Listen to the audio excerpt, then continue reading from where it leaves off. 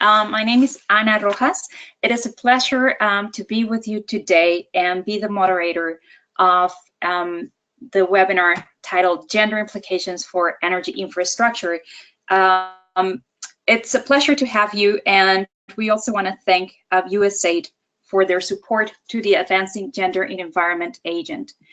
We also want to have a very special thank you to the World Bank Group and to ESMAP, who are also co-organizing and coordinating this webinar today.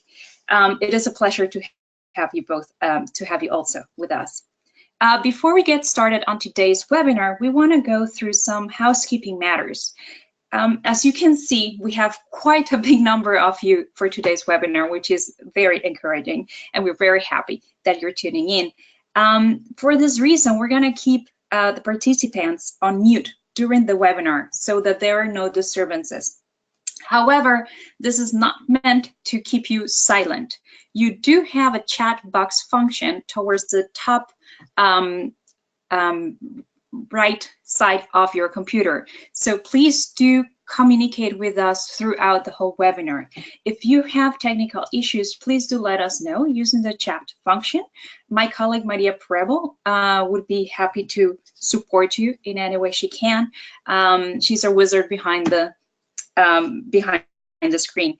And also, Maria will be helping us to collect all the questions you may have for our participants. So please do remember to send these questions to us. Try to be both brief, but to provide enough context so that when we present the questions to the panelists at the end, it is easier for them to understand what's the main topic of your question.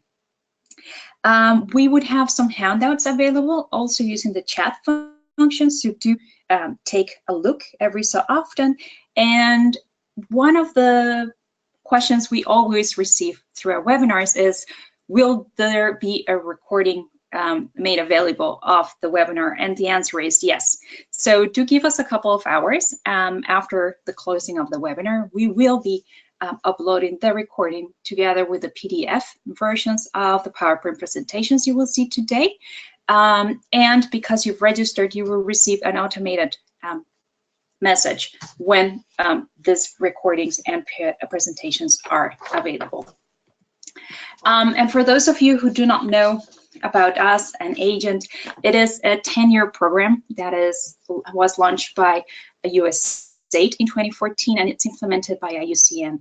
Perhaps for today's webinar, you may be most interested in our work on energy and not other environmental topics, but please do join and look at our website for additional information. In terms of the energy work, what we do through Agent is to support the energy sector to be gender responsive by filling knowledge gaps, sharing best practices, encouraging documentation, and sharing of experiences, as well as collection of new knowledge. And of course, we're here today because the webinars are an amazing platform for us to be able to share best practices and knowledge. And today we will be diving into some questions, but also very interesting case studies on what are the implications, the gender implications for energy infrastructure. And through the presentations, our three panelists are going to be providing us with answers to either one of these four questions, mainly what are the social and gender considerations that surround construction and implementation of large energy infrastructure projects, what can be done particularly after construction, to ensure that equitable benefit sharing can take place among women and men. They would also reflect on how social and gender considerations can be addressed while still adhering to environmental regulations and considerations, and provide examples of how corporate philosophies and responsibilities can actually be set into practice. And for this reason, we're going to run through mainly two parts of the webinar. We have two topical presentations. One is entitled Gender and Electricity Infrastructure, Impacts and Opportunities, which is going to be presented with two voices.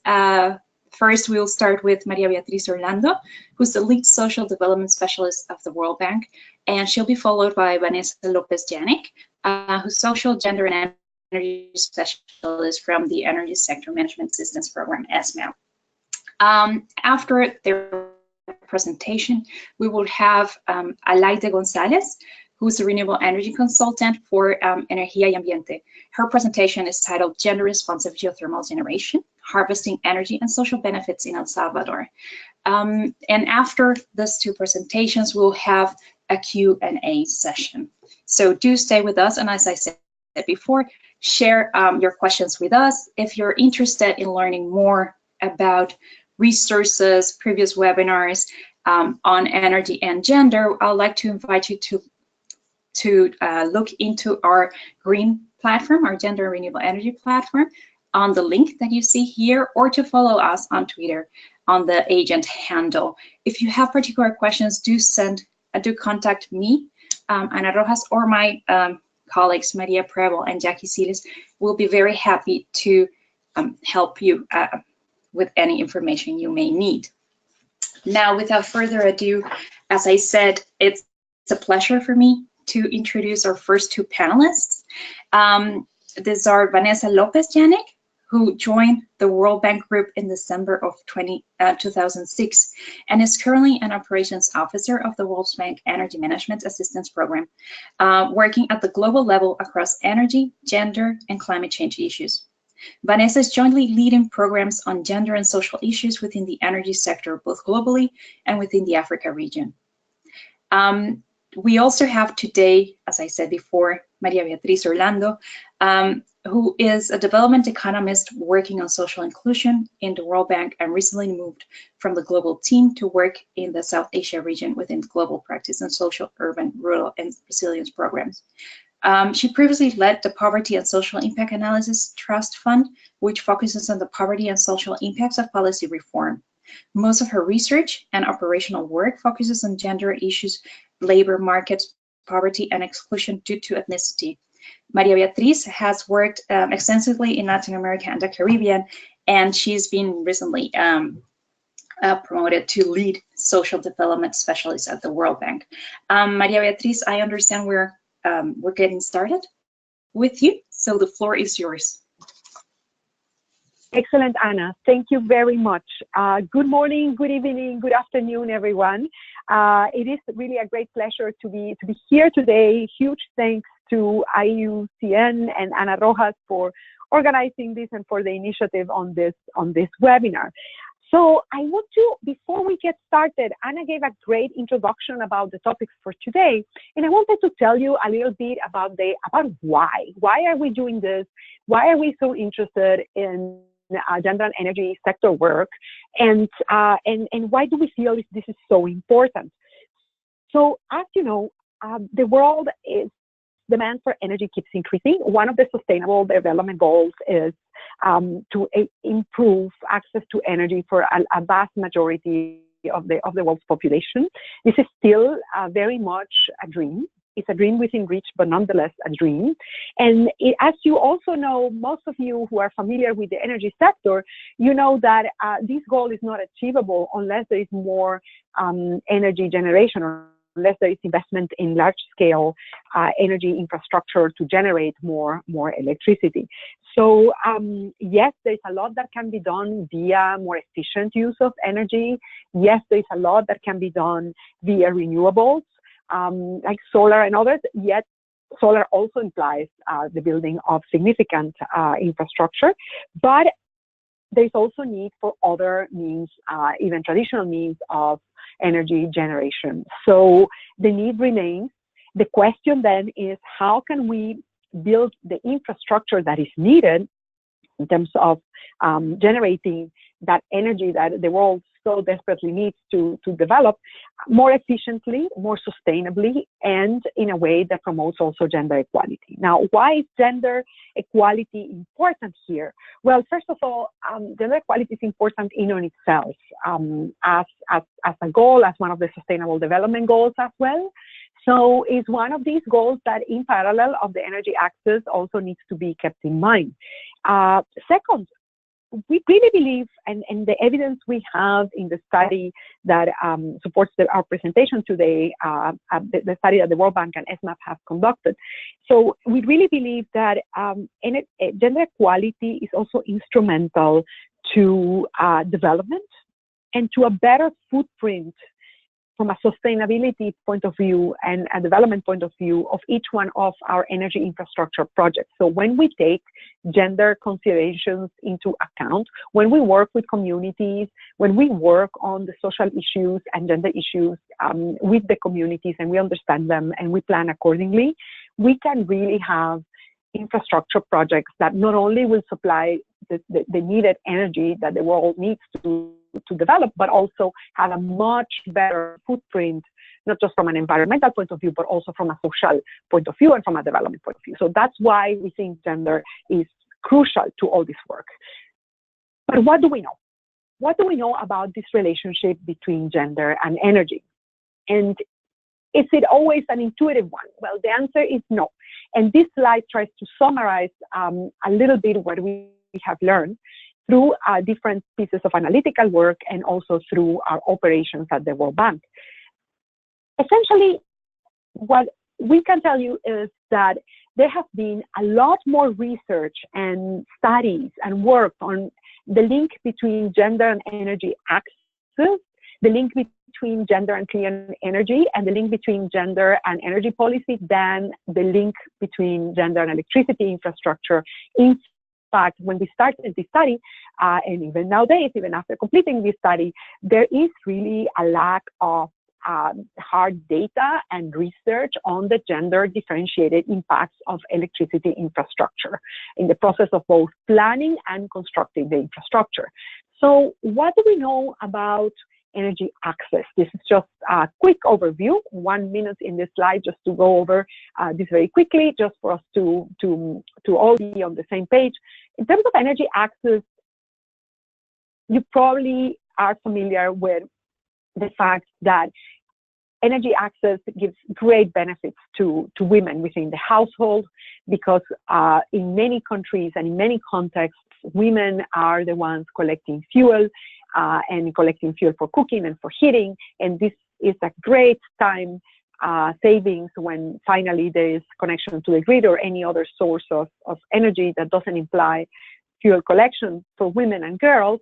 And this time is used for productive initiatives, but also for girls to go to school.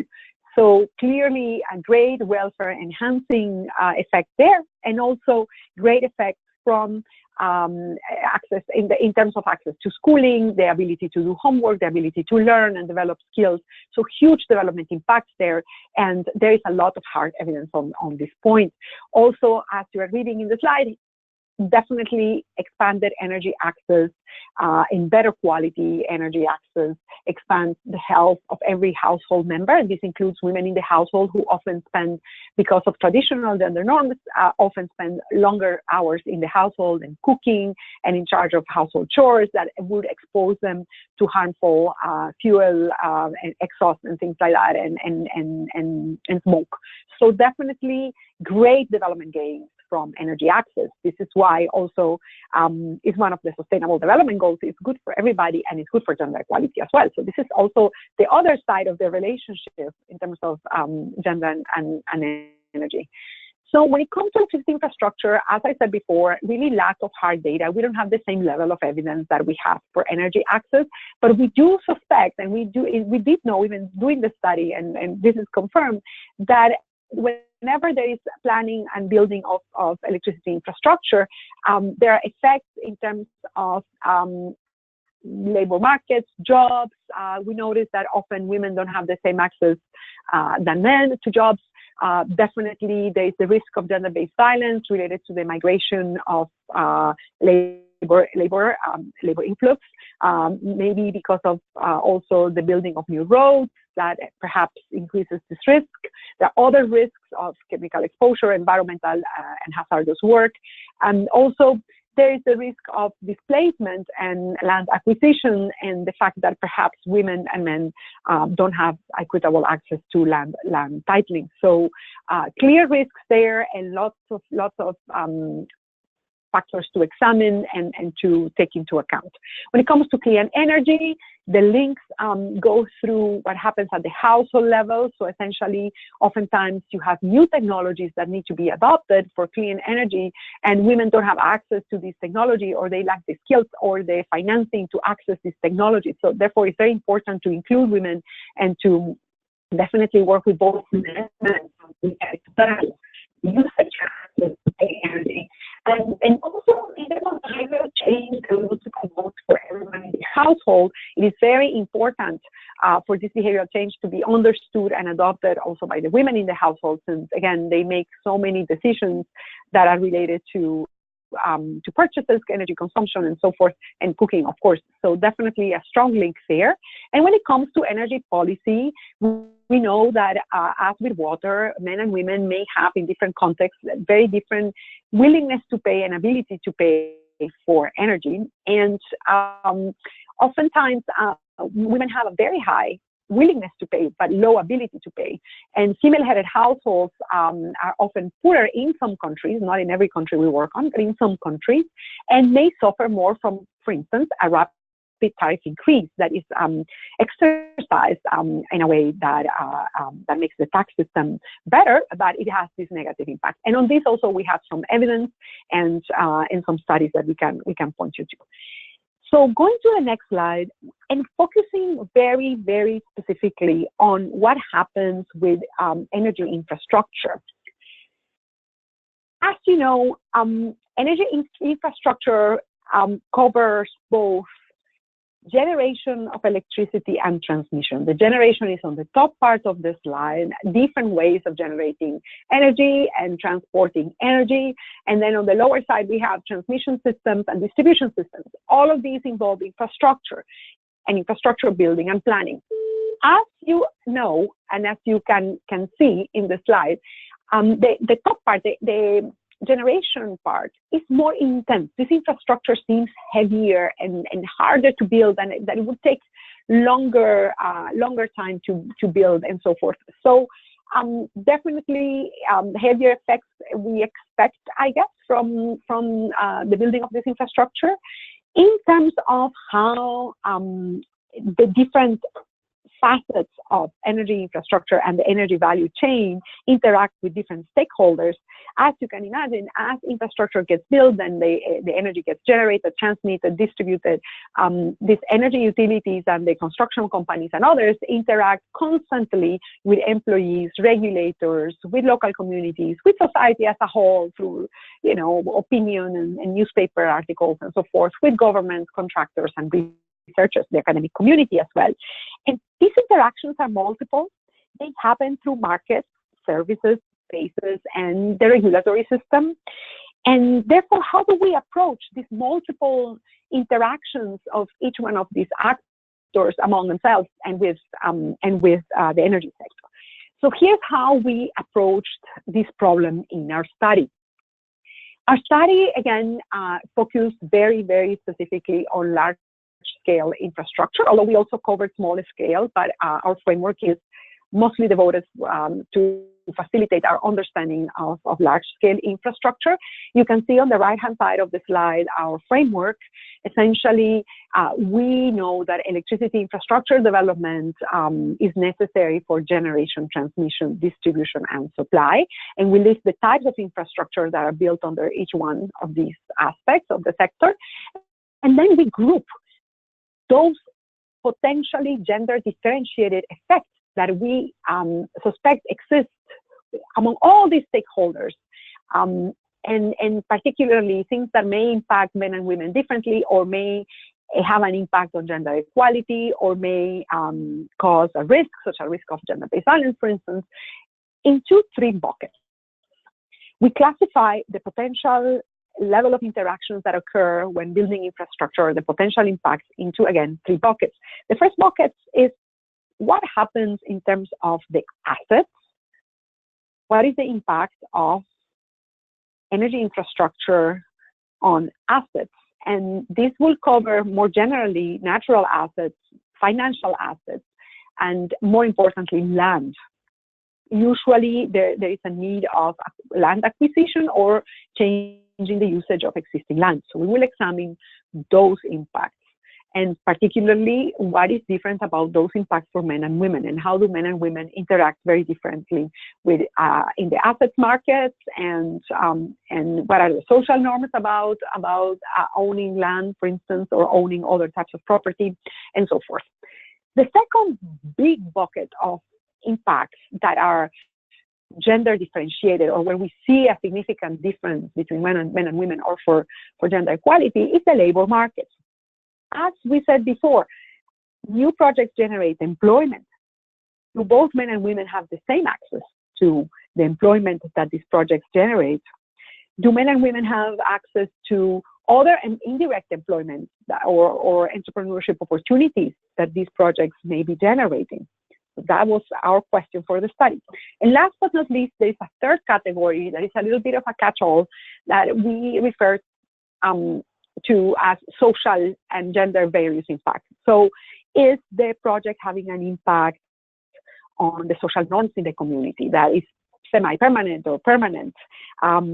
Is the project also building ancillary infrastructure that will connect this community to other communities, then therefore enabling other impacts, both positive and negative, in terms of access to education, access to health, risk of HIV transmission, and so forth? So what are all these other impacts that affect the community because of the project?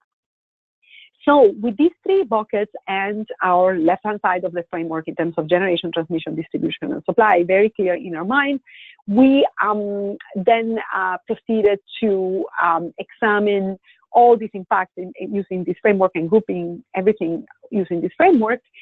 The study is a mixed methods study. And what we mean by mixed methods is we did both a huge amount of literature review and review of projects at the World Bank projects, also projects of other multilaterals and development banks. We also complemented this with some quantitative secondary data analysis.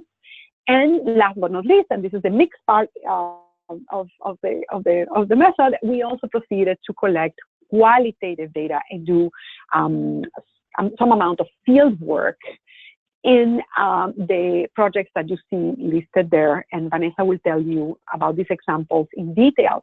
So we went and collected some data in Nepal, in the Kali Gandaki hydropower project. This is an Asian Development Bank project, and we just collected some data exposed to examine the semi-permanent, permanent exposed impact of this vast piece of infrastructure.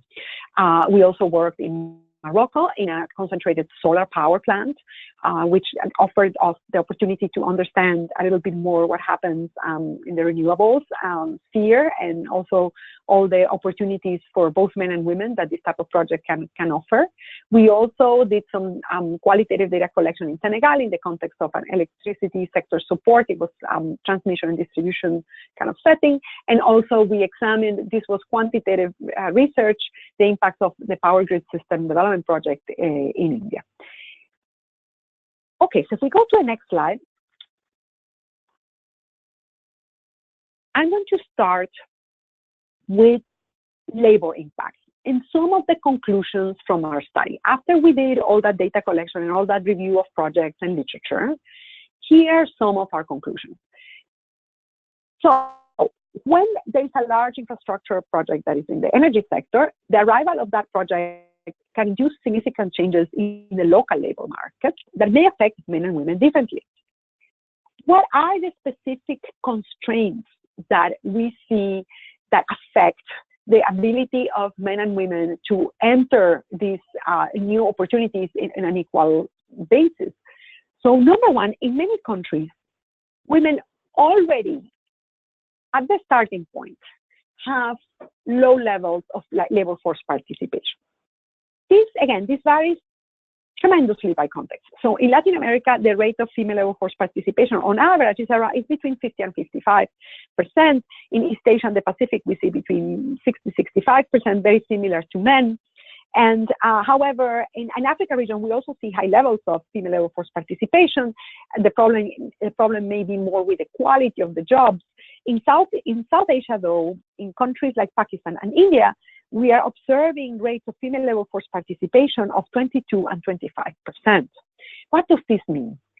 By labor force participation, we mean, are people actively looking for a job or working? Or are they simply adopting a domestic role or studying or doing something else that is detached from the labor market? So in the case of men, usually labor force participation is above 70%. And as I described before, for women, we have tremendous variation here, but in some contexts, the starting rate is so low that just at the start, even if the project was the most inclusive project, even if the labor market was a super efficient labor market, even if we had perfect conditions, women are not in the labor market to begin with. So that automatically limits their access.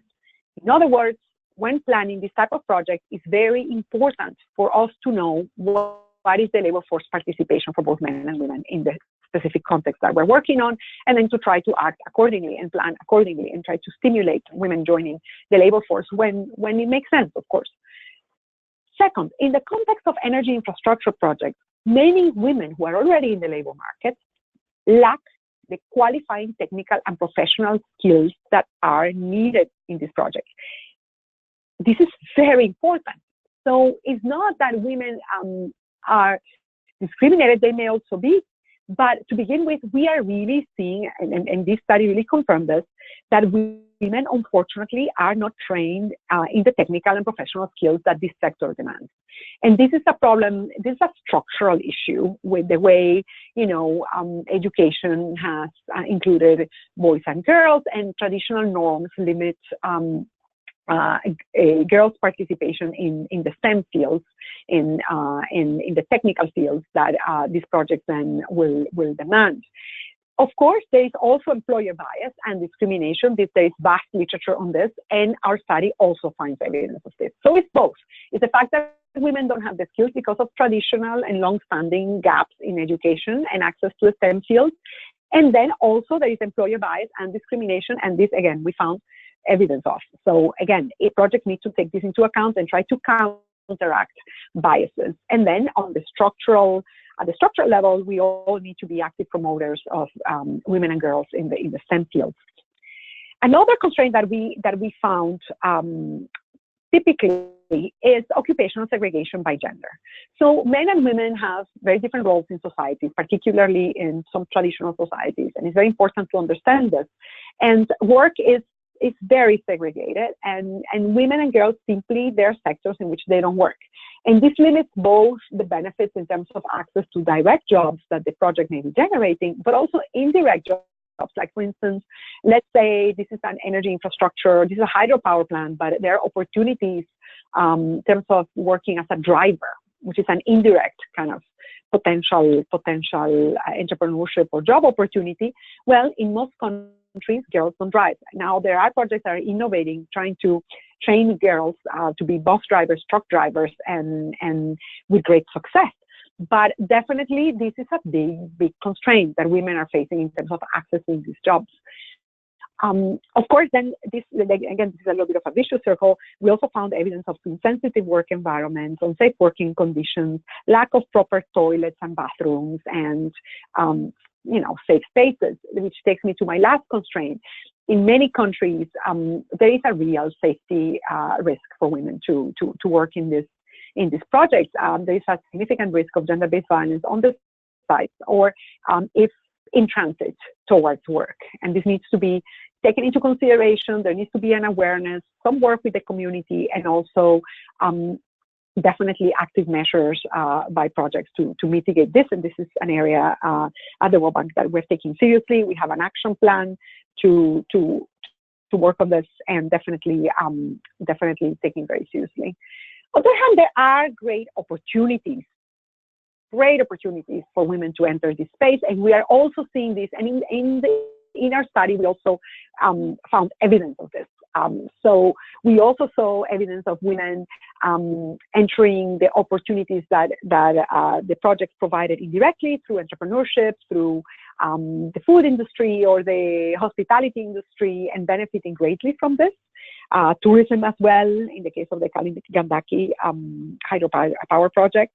And also, of course, some of the negative impacts on women are negative impacts that are more generic. It's because some construction companies bring their own workers instead of prioritizing local workers. And this is well known. So this affects women also adversely, but it's not necessarily that it cannot be counteracted. So there are great opportunities if local governments and others emphasize the need for emphasizing local employment generation. Now, how do we enhance women's access to the jobs that are generated by electricity infrastructure? On the next slide, we have some concrete measures that everyone can take at the project level. The beautiful picture you have on your right-hand side is part of our field work in Nepal. This is actually our facilitator. This is a focus group with women in the community. So every project can have gender-sensitive efforts that can try to increase women's employment in traditional occupations, and also even more aggressive measures if local governments and the community is ready for it, such as including some quotas for women in construction maintenance jobs, and also encouraging women's recruitment bureaus, ensuring separate washrooms and toilet facilities and safety overall, and higher awareness of it in the community and in the site that women are going to be part of this project somehow. So the project level, again, very concrete things every project can do or can try at least. Take women's constraints and occupational segregation by gender into account, as we've said before. Consult with the local community. This is crucial. A lot of these constraints and opportunities that we mentioned before are very contextual.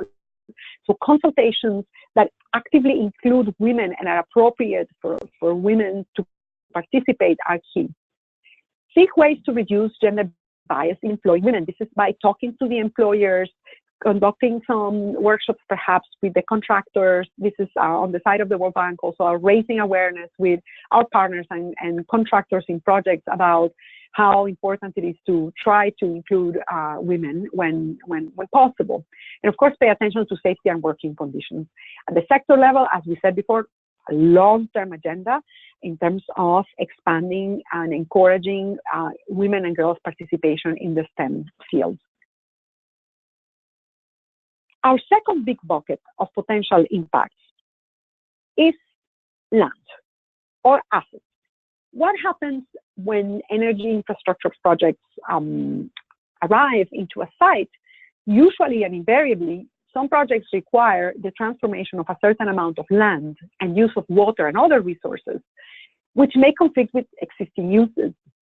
This may affect women disproportionately in two ways.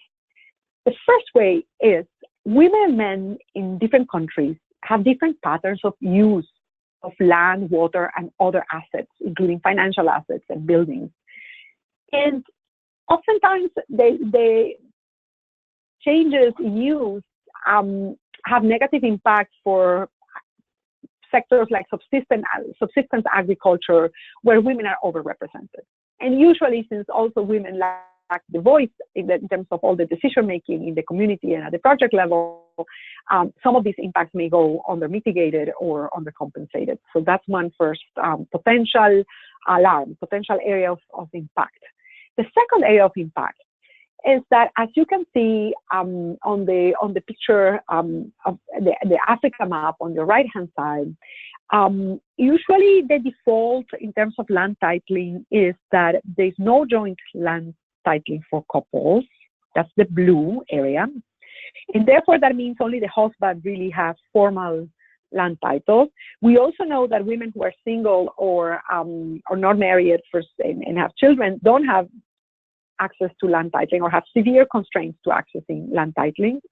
And this means that every time there is a project operating in this land acquisition or changes in land ownership, it will be perhaps a huge risk to women who don't have land titles, to everyone who doesn't have a land title. It's just that we know that land titling is disproportionately affects affects women. So women have less access to land title. So again, what can we do in terms at the project level to mitigate this? As you know, changing land ownership, and for those of you who are familiar with land reform, it's incredibly hard. It is the same in terms of women's financial inclusion and giving access to all kinds of assets. These are hard agendas, long-term policies agendas. What can we do in the short term in our project? Again, consultation. Ask the women. Ask what will work for them. Arrange meetings and consultation meetings at a time that is convenient to them, so they can combine it with their household chores and all their child care and elderly care responsibilities. It's very important to pay attention to the venue, to the customs, to make them feel comfortable and free to engage. In many countries, it is very important that the consultations are women only for them to be able to speak, and that the facilitators are female. Of course, the use of cash compensation, which is something that we have been doing at the World Bank for many years to replace lost land, is important. And this cash compensation needs to be sufficient. It needs to take into account the potential value of land based on its use, or imputed value, even though the owner doesn't have a formal land title. There needs to be a way for us to be able to compensate even in the lack of a formal title. This is true for both men and women, but disproportionately true for women. Consider this also, consider dispersing the cash to both spouses or the adult female, or at least make women part of the process. So at least if they know there's a ceremony or something where the cash is being dispersed and the women know that their husbands are getting this cash, this is already a step ahead. Oftentimes they don't even know men are getting this compensation. So this is very important for both men and women to have access to this information, and also for the project to consider different ways of compensation that are inclusive to women in the households that are being compensated. And last but not least, when land acquisition and resettlement occurs, it is very important to grant property titles to both men and women. And this can be one of the most transformative experiences and impacts that a project can have, is to essentially, when resettling and when giving new titles for the project, to at least give joint titles or give titles to both men and women. And this, again, this can be a great positive impact of the project. Thank you so much. So thank you, Maria Beatriz, and I want to just thank the various colleagues who organize this training, but also who are connected to the call. We've already received several emails from you that you are looking forward to joining, and I think one thing I just want to note that this research has taken us several years to do, and it was in a lot of consultation and learning from the work that various partners and colleagues have been doing. And I think one of the messages that continues to come across is we have to stick to the basics. And I think that's some of the information you've seen Maria Beatriz cover, is really stick with what we know on terms of gender approaches, of doing gender assessments, of really focusing on consultations, of trying to focus on areas of opportunities within labor and within inclusion. It really goes across. And some of the questions we had when we started sharing this work was, how do we do this at the project level? What are the findings that you have that can actually translate into actions when we're working on projects? So I just want to take a moment to cover quickly some of the work. I'm just switching slides, sorry. Okay, sorry. So some of the work we did to gather more evidence for this report. So we looked at 3 countries in detail. We looked at Morocco, Nepal, and Senegal, and they all had different aspects. So generation, we looked at transmission and distribution, and the approach is very much in terms of doing some field work, going out to communities and villages surrounding the infrastructure and interviewing communities, and they were all at various stages of development, just to learn a little bit more about what their views are, and what lessons we could take from their experience for potential recommendations for future work. So in Morocco, the concentrated solar power program plant is one of the largest in the world, and its goal is to provide power to over 1 million Moroccans by 2018. This is a huge opportunity for Morocco to generate more jobs for its people and increase their income. And so we looked at this project really in terms of the labor aspect, is how can we learn from a large generation project, and what can we help project teams do in terms of helping women better integrate into the workforce. And so this project was an integrated solar development project. It really considered local socioeconomic impacts. It looked at domestic manufacturing industries, incorporating training to foster skills, and looked at more technical job streams. Expertise for technology improvement. So we carried out a primary qualitative data collection which was conducted about 4 years after the start of the project, and after construction works were almost been completed. So some of the key findings from talking to the various communities was that community support, local populations in the villages neighboring the complex, they're very proud of the project and its potential to improve their lives further.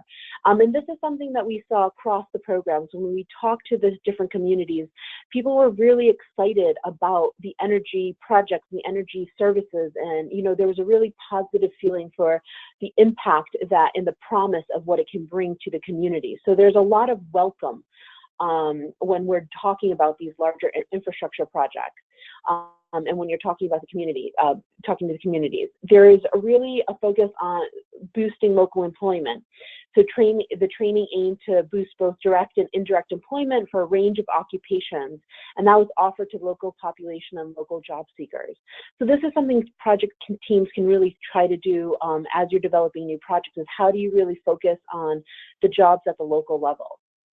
And I think one of the comments that came out of the discussions was this was more than an energy project. Local population, and specifically women, saw this as an investment in the local community with positive impacts on the local infrastructure and on the living standards. So I think this is beyond, and I think this goes to our earlier point, that this isn't just about energy generation, but it's about the changes in the community and the positive shifts it can bring. And really, one of the interesting points was that the community elected for infrastructure investments instead of lieu of cash compensation for land. Since it was communal land with no settlements or structures, it was easier to do that. But the entire community benefited instead of just male landholders, which I think was an interesting way to approach the compensation scheme. And then we saw a lot of targeted amenities and social services, so draining and irrigation channels, drinking water facilities, and we saw some things that were interesting with specific benefits for women, so it's dormitories for female students and sport and camp programs for children. And then really focusing on this overcoming persistent employment challenges. So we found that women only represented 4% of the plant's workforce during construction, and we talked to them about what were some of the issues, and it really came back to what Maria Beatriz was highlighting earlier. It's the inadequate qualifications and adverse gender norms in rural settings. So, but there's a lot of highlights from that, because despite their small numbers, female employees still occupied a wide range of positions within the plant, encompassing traditional jobs that we see often in terms of cleaning administration. Then we also saw opportunities for women in technical roles in terms of quality control, health and safety, and highly skilled positions. So the project sensitivity to creating this positive work environment, including safe work conditions for women, really significantly contributed to this inclusive approach. And they were really eager to overcome exclusion and aspire to high-skilled long-term jobs. So I think one of the main takeaways is that there's a lot that can be done in terms of when you do consultations and you start to do outreach to women and men in the communities and help them think through how can the project impacts really reach them directly. We're seeing the other project we looked at was a generation hydropower project in Nepal, and it was a Kali Gandaki hydro project, which was completed in 2002 with 4 main structures, and And I think what we did, we had field work that was conducted in 15 villages and in 4 districts, with really focusing on focus group discussions.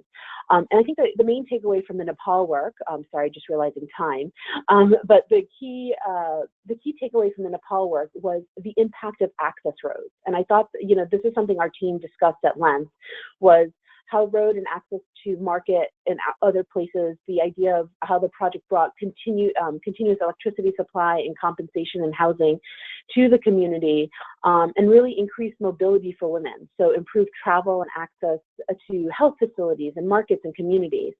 And, there's also the role of tourism that took place in, linking to bringing in a lot of the community to come and actually see the hydro project. Is something, again, that similar to the Morocco work, where there was a lot of pride of the hydro plant and the dam, and how tourism, brought in a lot more jobs in terms of access, access to market, and people, local community able to sell goods. And so there's a lot of entry points. And I think from the Nepal work, because we did a lot of background literature review, but also then from talking to the various villages and communities, we also were able to uncover there's a lot of learning that can happen in other hydro projects. So the Lao Nam Tun project, there's some work happening in the hydro project in Vietnam, and there's an India project. And one of the common threads across the various hydro projects that we've seen is the importance of gender assessments,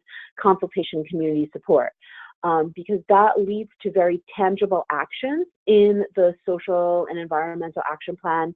That leads to, target setting when you're doing job creation goals within your project. That leads to, doing, focus group discussion with women only or excluded groups within the community. And so we've seen a lot of entry points at the project, hydropower generation project. And I think there's a lot of lessons in terms of some potential health and safety measures as well. In Senegal, we've learned a lot from the work in Senegal, where they're looking at transmission and distribution. And interestingly, a lot of it leads into access.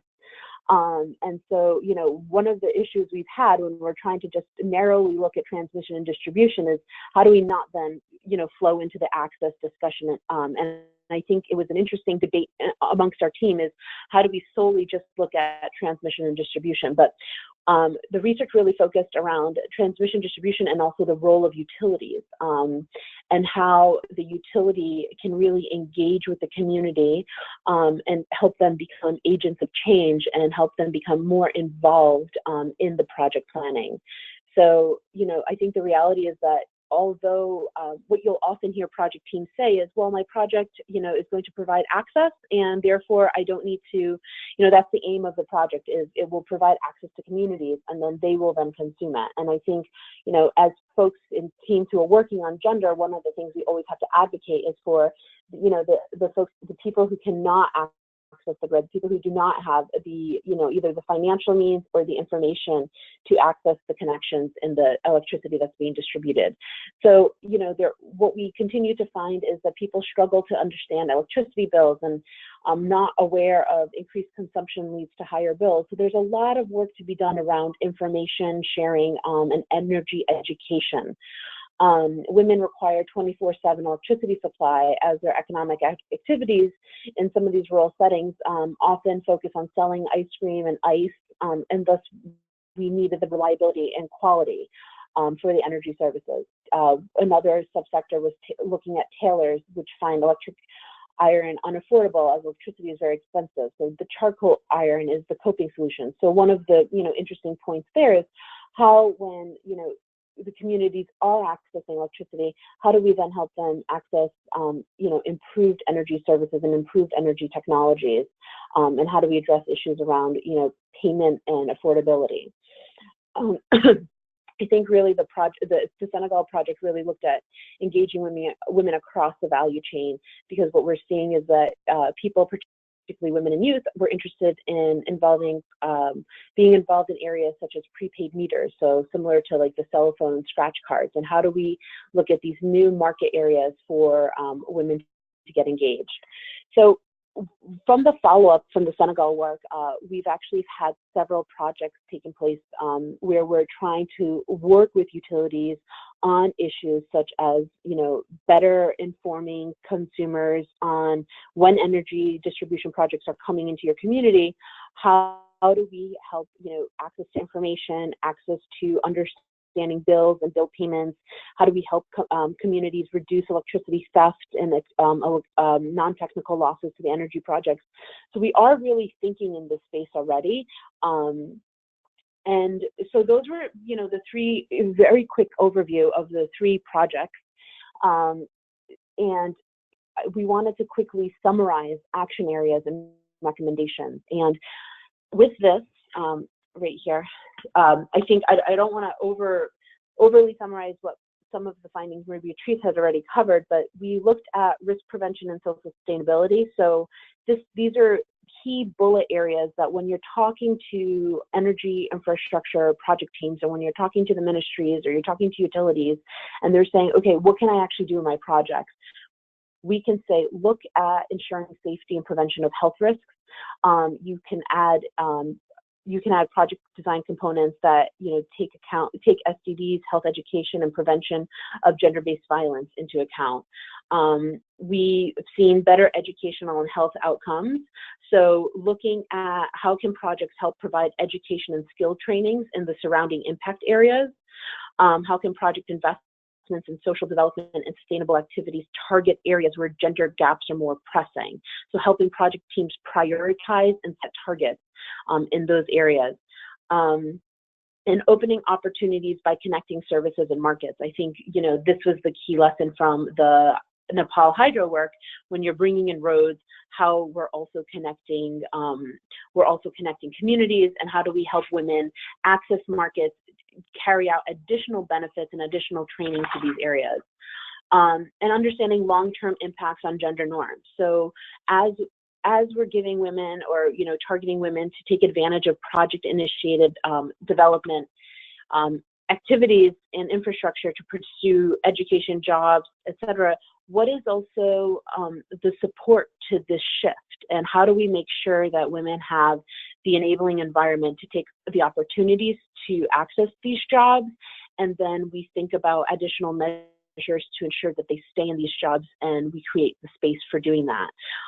Again, that comes into work with utilities. We're seeing some new projects that are working with energy utilities, and they're not only, looking at recruitment and training targets, but then they're also looking at how do we make our utilities much more attractive to retain women. So looking at childcare services, looking at flex work arrangements, looking at things like, building in better paternity leave, so we have a better gender balance in our workforce. And utility companies are really looking at that. And as I mentioned, various partners have been, contributing to this research, but USAID has been doing really interesting work with Power Africa and others on, engendering utilities. So there's a lot of work around this already. And that really leads us with the point of integrating women within the energy business, is looking at women not only as consumers and beneficiaries, but how can we create and carve out space for women in the energy business, whether it's through corporate social responsibility policies, whether it's through gender awareness within the utilities, or looking at education and training programs, and really, continuing to promote the women's as active agents of change, and not only the consumers, and looking at them across the value chain. So that was a quick summary, and I think our report shares a lot more information. And what's been a really nice benefit is, as we were writing this report and conducted various research, there's a lot of tools and material that have come out of it. And so we're posting a lot of additional TORs and surveys online on the ESMAP website. And so we will continue to populate the ESMAP website with the various tools that have been pulled from our research, and we hope that can help others. You should never start from scratch. The ESMAP website is continuously updated with various new programs, and if we have Vietnam, for example, recently put out a case study highlighting some of the work they're doing. in the hydro work. So there's a lot more work that's coming out. ESMAP is currently working on a gender and geothermal guidance note. And I think that's, one of the main follow-ups or conclusion from our report is that more work is needed. But as I said in the beginning, it's not necessarily that we need to do work differently. We need to continue doing and focusing on the basics of gender assessments and gender analysis and targeted action plans. And then we can use the lessons and we use the expertise that we already have garnered from our work in access and our work with utilities and spread it across infrastructure. So, I think that's in closing, we have a lot of experience around the room on this call, and I think we can use a lot of the same approaches that have worked in other projects to apply it to infrastructure projects. And we have to continue with the ethos of learn by doing, continue to pilot work in operations, in projects, and at the same time and in parallel, carry out research. So thank you so much. Thank you, Vanessa and Maria Beatriz, for your presentation. I know it's challenging to compress all of this amazing information and report into the limited time of the webinar, so I deeply appreciate it. We've been receiving quite a number of questions for the both of you. We'll hold until the end, and I'll be very quick now in terms of presenting our third and final panelist for today. Her name is Alaide Gonzalez. She's an energy expert with a wide experience in the development of renewable energy projects and sustainable development. In the past 2 decades, Alaide has been involved in all levels of the electricity supply chain, including resource identification, management of environmental and social aspects, business plan development, and electricity commercialization. Since 2007, she has advised LaGeo, which is a company, a geothermal company on the management of greenhouse gases, and is the recipient of the Momentum for Change 2015 award in the category for Women for Results. The name of the project is Harvesting Geothermal Energy. And Alaide is also the director of Energía y Ambiente, a consulting firm in Guatemala. Alaide, the floor is yours, and you have 15 minutes for your presentation. Thank you very much. I am happy of sharing this presentation. I have a little problem. I don't know how to.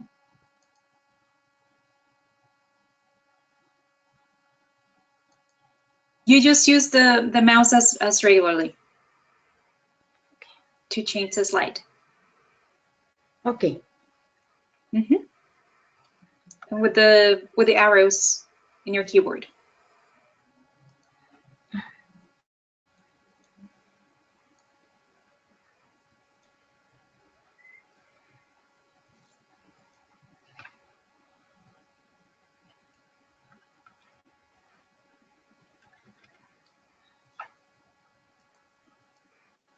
Okay. Yeah, there we go. Okay, I'm sorry. LaGeo SADCB is a geothermal corporation in El Salvador. It's a state company, and its parent company is Grupo Cel. LaGeo has 2 plants in operation, the Aguachapán and Berlin plants, with an installed capacity of 204 megawatts.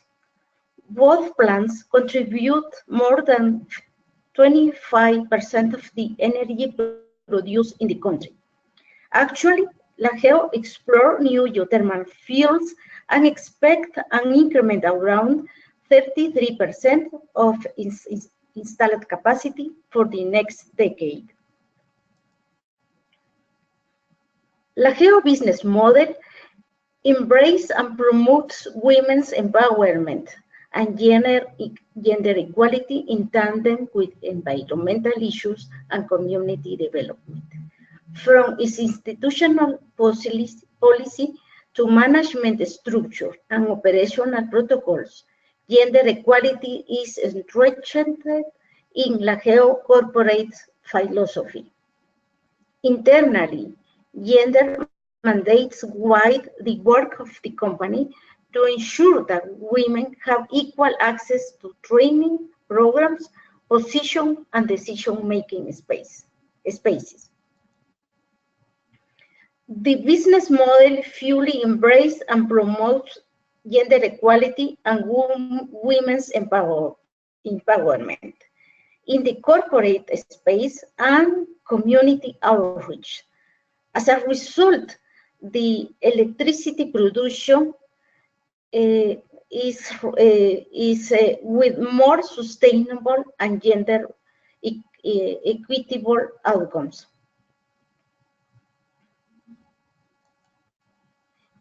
Women's participation in the corporate space is 35% of LAGEO's employees are women. The positions held by women in LAGEO are shown in this future. You can see that 46% of the positions are women in the administrative area.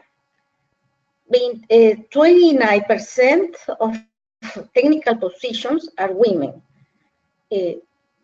15 positions are women in the operational area. This means the geothermal plants in the field, in the geothermal fields. Lower participation we have in the executive management, but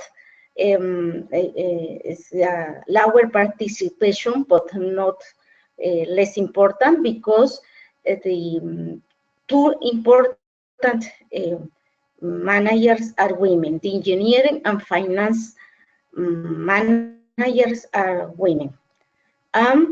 The senior management and coordination of units represent 8%. Women have an important participation in power plants maintenance. 50% of the hired workers for the annual maintenance of the geothermal plants are women from the surrounding communities.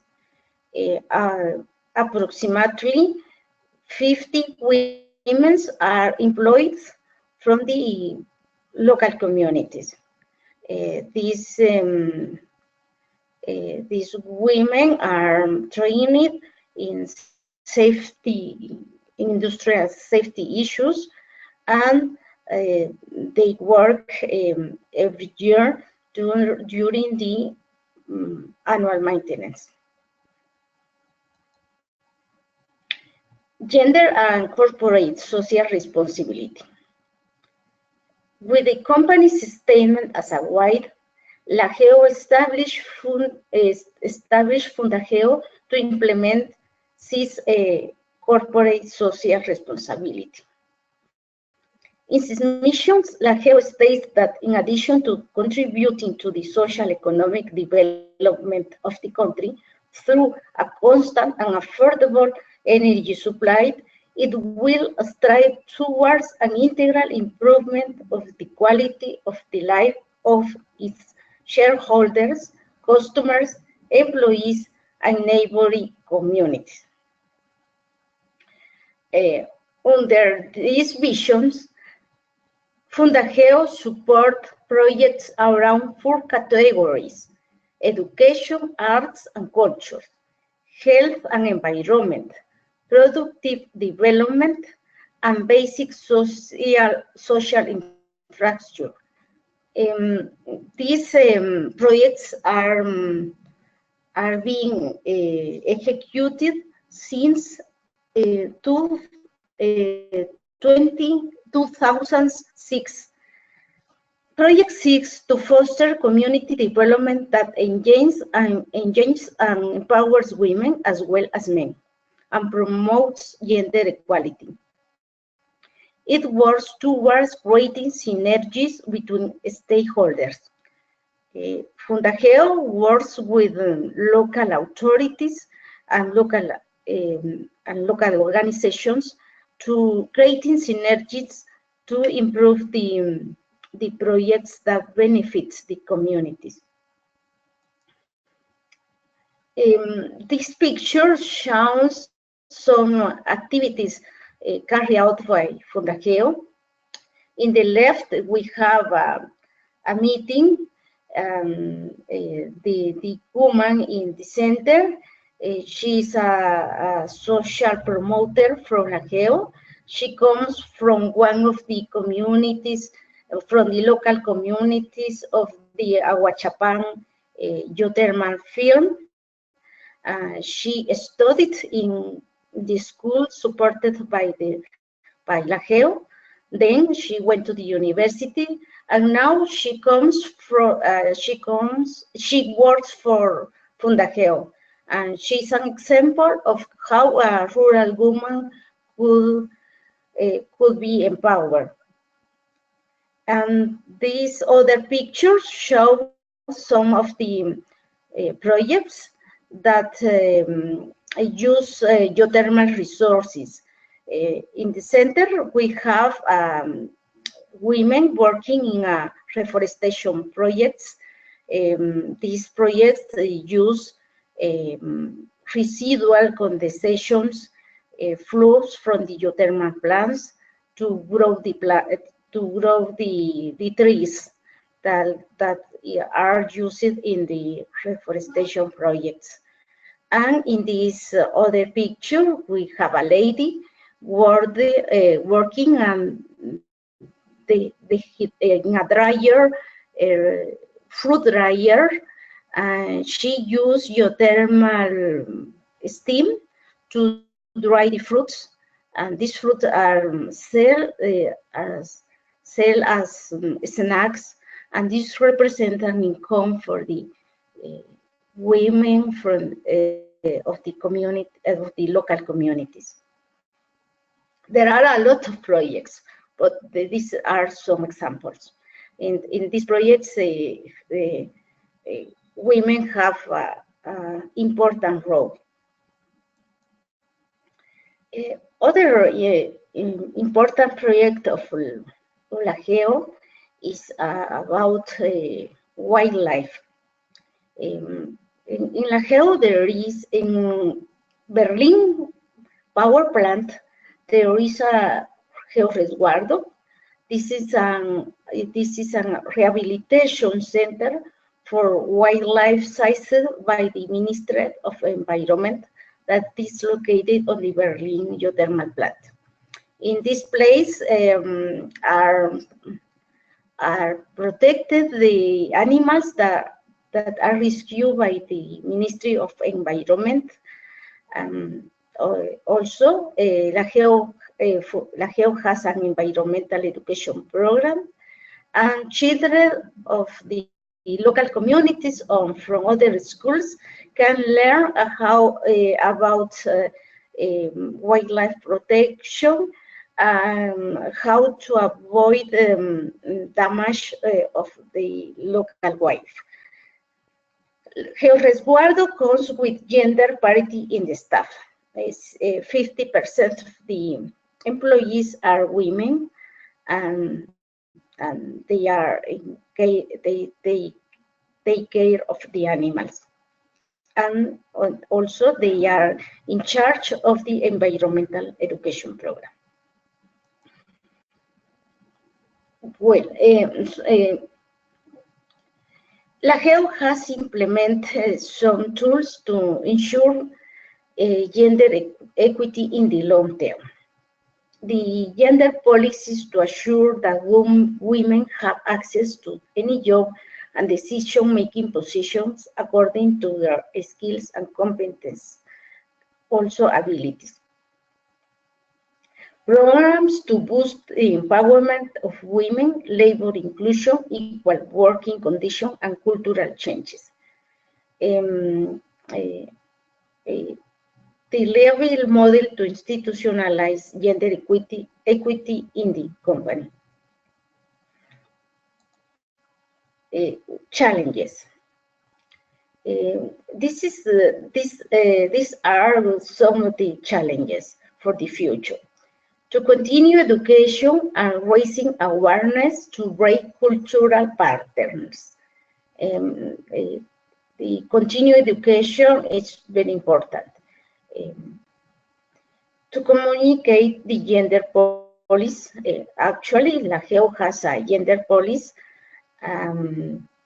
This gender policy has been implemented, but it needs to be communicated to the public.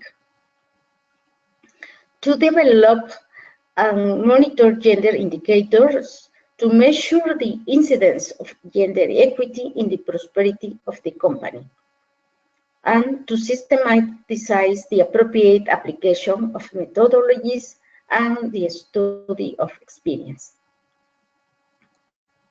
Conclusions. The application of gender equity is an aspect of business model of how companies see their employees and public interest. It originates in the business philosophy based on its values and defined in its vision, mission, and policy. And it materializes when there are jointly committed employees at an operational, managerial, and directive level that carry out the business philosophy. The changes happens when there are women and men that believe in social inclusion, that believe in equity inclusion. If the employees and the direction believe that believe in the integral development of the natural resources, the changes happen. La GEO has been working for about 20 years in equity inclusions. Behind these outcomes, there are some women and men that have been working, and they believe in this. As a result, we have these outcomes. Thank you very much. And thank you very much, Alaide, for your beautiful presentation. In fact, normally I start with the first presenters first, but in this moment, I would like to start with a question to you, because it really ties up to one of the things we just were reflecting on. And the question reads as follows: what is the origin, the reason behind La GEO's informed gender approach? How did it come about? And if you could perhaps tell us who within the organization is championing these activities, we would appreciate that.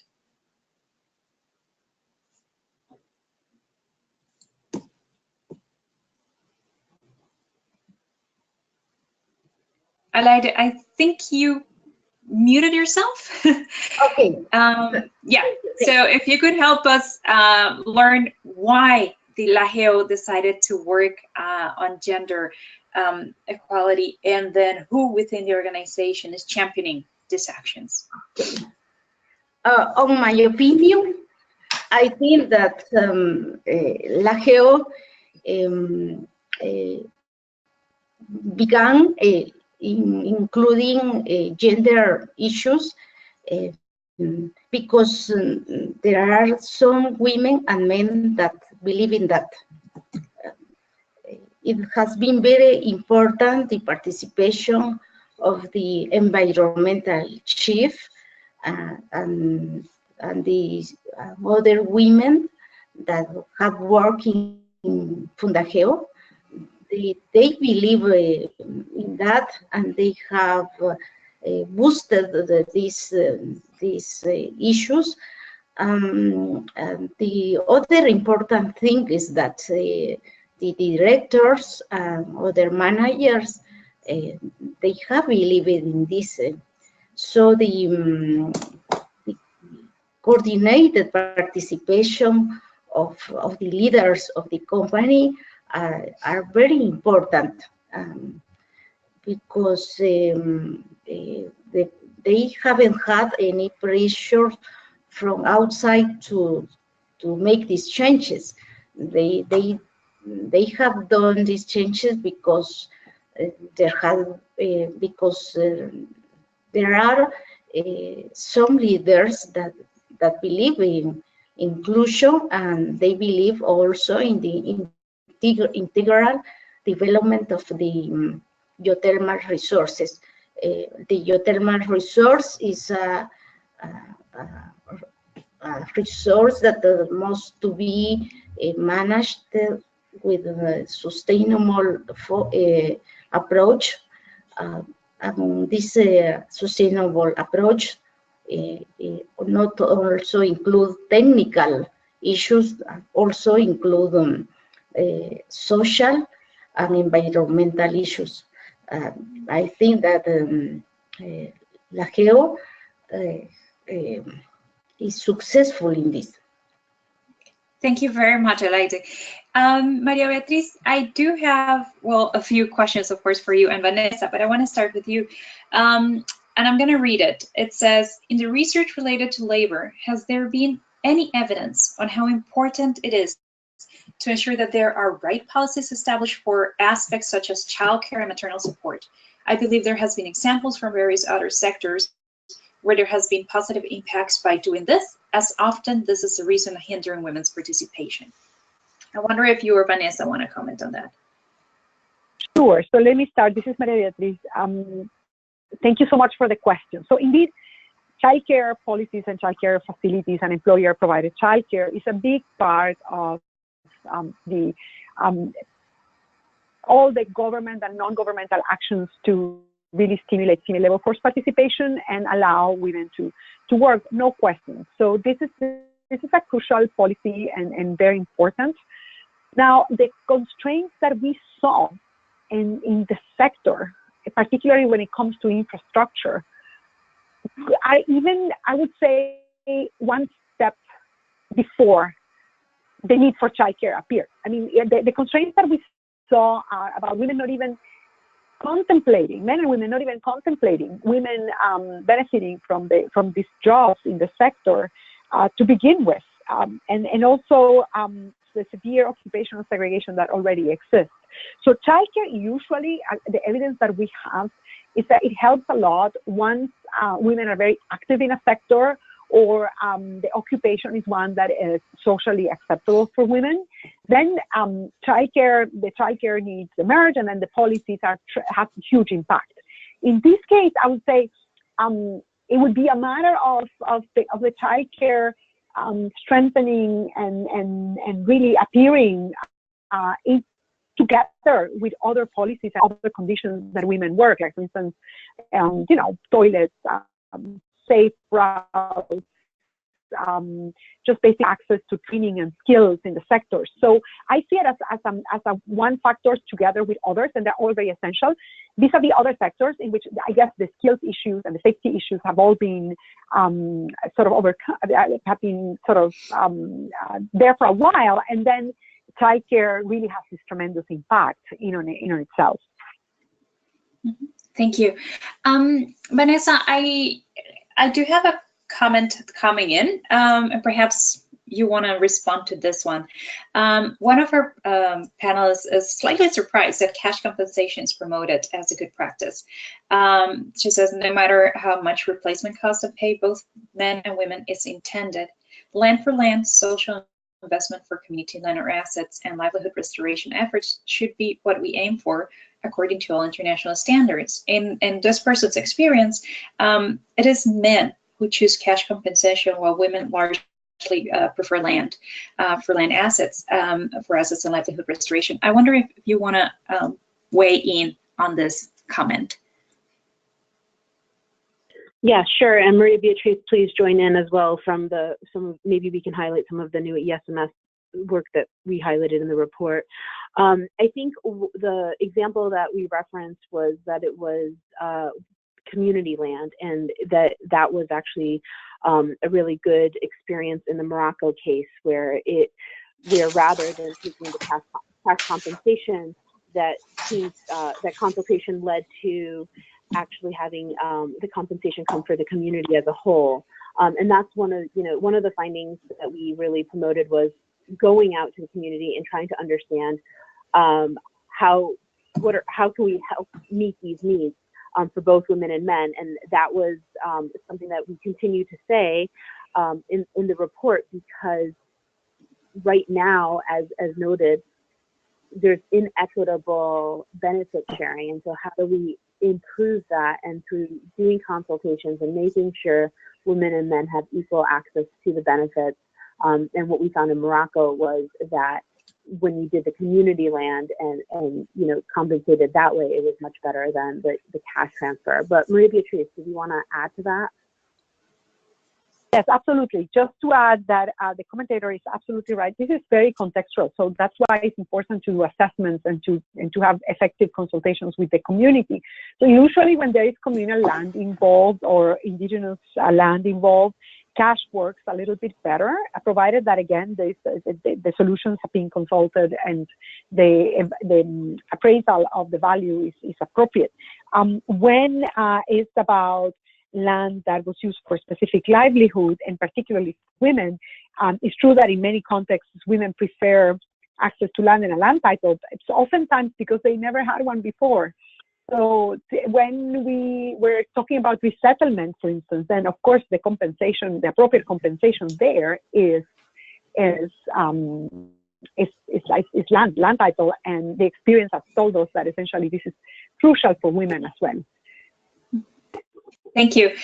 I do have a question and also a little bit of a comment. And Maria, maybe you can Google this. There is a reference to a paper that's called Gender, Technology and Development on Integrated Women into Energy Value Chains. And perhaps Maria, if you can Google and find the link, it seems to be an interesting resource that our participants may want to take a look into. So apologies for the announcement, but we may be sharing this with you shortly. And the person who shared that tip also has a question or a comment. It says, interesting presentations. I agree that access roads are also important for bridging change. Energy access alone won't do that. Did you, and I guess this is to you, Maria Beatriz and Vanessa, did you look at male migration? I understand this has had quite a significant impact in rural Nepal, including switch to LPG. Yeah, so if I can start, yes. So migration is again, it's always a very important aspect of development. We did look at migration whenever it was relevant to the case studies that we were researching. In this specific study, we focused very much on what happens at the project level, and then what happens at the sector level or in general in a region. We consider that as part of the context, but very much we focus on what happens at the project level. So the project level, the part of the aspect of migration that is most important is, and the Nepal case has a little bit of information about this, is the labor influx that comes with the construction, and of course the out-migration of people in the community who, after having access to roads and ancillary infrastructure, decide that they want to move elsewhere, and this is facilitated in a way or exacerbated by the project, both male and female in this case. But our lens was primarily a lens at the project level, and what has been the role of the project in the migration patterns that respondents of the qualitative data collection exercise mentioned.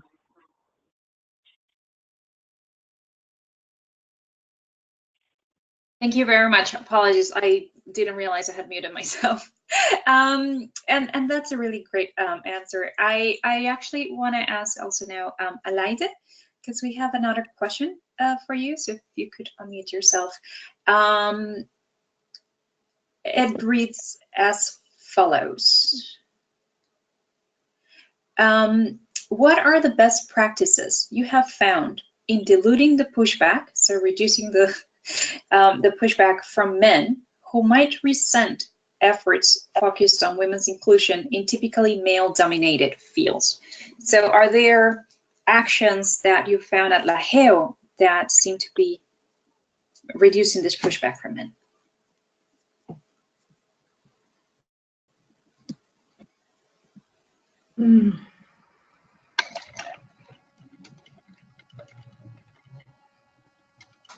Alaide? Okay. I didn't understand very well the question, but se la repito en español. I'm going to repeat it in Spanish.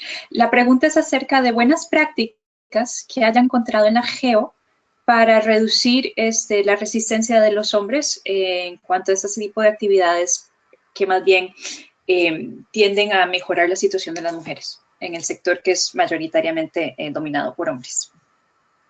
Okay. The training activities are the best practice to reduce the perception of the bad perception of women, the women inclusion. The La GEO organize several workshops for the employees around the years, and this happens every time. Gender inclusion is a process. This process could take several years. La GEO began working in gender inclusions around 20 years ago. At the beginning, things happen only as good intentions, because people believe in inclusion and in the inclusion of communities, but this effort takes several years. La GEO began 20 years ago working with communities and involving women.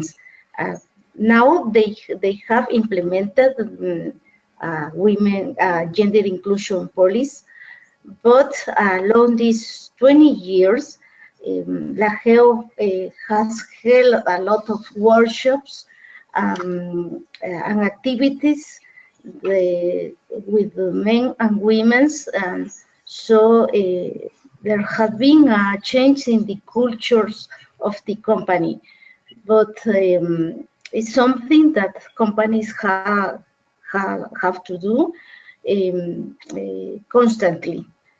Companies have to educate employees. Thank you, Alaide. So definitely education, and I hear also from your side time. It's taken time to be able to have all these results. I'm very conscious about the time, but I do not want to close without asking what was actually the first question we received. Vanessa, I wonder if you want to take this one. It reads as follows. This is a person who provides power to a village in Yucay Island for domestic and productive use.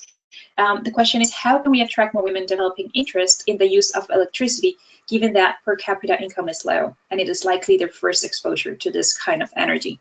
I wonder if from the examples and the case studies you shared, or Maria Beatriz, if you want to weigh in, if you can see ideas or tips on how to address this question. Yeah, I think this actually came out in the report. It wasn't really featured in the presentation, but I think the report has a lot more of this kind of information. But productive uses of electricity, there's a lot of access in the off-grid space as well, and I think that was one of the findings we kept having in conversations with various projects was, doing some training on how to actually access the energy services that are coming, access the information. So I think, you know, one of the key barriers is access to information. It's not even access to financing, or it's not a funding issue. It's just women are not aware of new energy services, new energy technologies, what to do with them, how to use them to generate money. And because women aren't being consulted, utilities or rural energy agencies don't know that they actually are consumers of energy at the business side. So for example, SMEs or you know, women working in the informal sector, they might not have, they're not being consulted with, so they, energy agencies don't know that they need the 24-hour services. And so a lot of this comes right back down to information and information exchange. And I think the key recommendation is just doing consultations, is getting the right people in the room, bringing the utilities and the distributors and the women's groups and the finance people all in the same room and starting that dialogue. I think that's kind of the low-hanging fruit that came out of our research, and that, you know, that people come back to time and time again. That it's a lot about information changing, you know, sharing examples from others that have worked, and bringing in the various stakeholders together so that way we can get some access to that. Mm-hmm. Thank you, Vanessa. And as I have you on the line and we're closing now, we traditionally ask our presenters, our panelists, to give us a takeaway message. So I'm wondering if you could get started with a couple of sentences of what it is that we should not forget once we close this webinar. What do you want the audience to remember? I think the biggest message from doing this work is that we still are experts on the people who are working on gender and social issues within energy projects. Your knowledge and your skills and your ability to understand context-specific gender issues, on how to approach communities, on how to approach women, on how to approach governments and ministries and utilities, that experience is transferable. And so I really think and kind of advocate for what we already have and how do we transfer that across the value chain. How do we use this in infrastructure projects and generation and transmission? Because when we started this work, and the reason we started this work was because teams said, well, we don't need to do this. We don't have any information. This doesn't apply to us. And so I think this work really confirmed and affirmed that we actually do have the knowledge and skills. We have really valuable experience already in our projects that we can then apply to infrastructure projects. And there's a lot of learning that can be done across the sectors, from transport and water and others. So we have a lot of body of experience and body of knowledge, and I think we have this report confirms that we can get started. We should work in this space. There's a lot to be done, and a lot more to be done with utilities and other groups, regulators, etc. And we have a lot of skills and experience already. So just to continue this work, and don't feel like we need to go do tons and tons of more research and data and put tons of more money into that. We should do that, but let's also get started on the application of it and get started with project teams and with the government on doing something tangible. And I think the example from LGEO is excellent, and I think we have a lot of other examples like that. So looking forward to working with various colleagues, taking this work forward in very practical manners. Thank you. Thank you. Maria Beatriz, if I can invite you also to share your takeaway message with us, a couple of sentences. What not to forget. So essentially, it's not to forget to ask both men and women what they think about expanding women's access to jobs or access to energy, participation in the project. I think it's important to gather the information directly via consultations or via qualitative work, given that we still don't have enough surveys. And of course, if you have money to do a survey, even better. But I think my main takeaway message is we need more data, and we need to ask women and men directly what makes sense. So don't forget to consult with both of them about the potential solutions.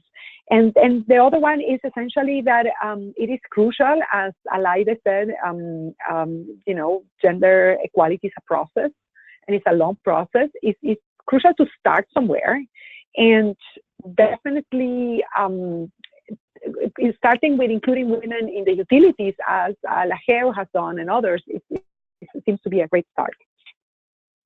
Thank you very much. Alaide, the same question to you. As we are closing, what are your last, your final thoughts or reflections, or the one thing you want the audience to remember about the case of La GEO and the work you do?